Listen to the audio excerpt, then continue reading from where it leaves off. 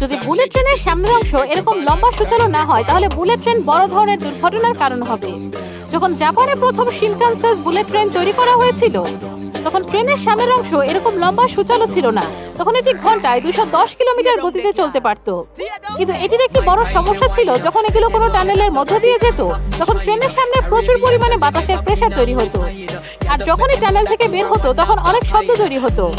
এরপর ইঞ্জিনিয়াররা এই সমস্যার সমাধান করতে পেরেছিল কিংফিশার নামের এই পাখিকে দেখে। তারা লক্ষ্য করেছিল যখনই পাখি খুব স্পিডে পানিতে লাফ দেয় তখন কোনো রকম শব্দ ছাড়াই স্মুথলি পানির ভেতরে চলে যায়। এরপর 1992 সালে এই পাখি থেকে ইন্সপায়ার্ড হয়ে বুলেট ট্রেনের সামনের অংশ লম্বা সুচালুভাবে অর্থাৎ এত ডাইনামিক ভাবে ডিজাইন করা হয়।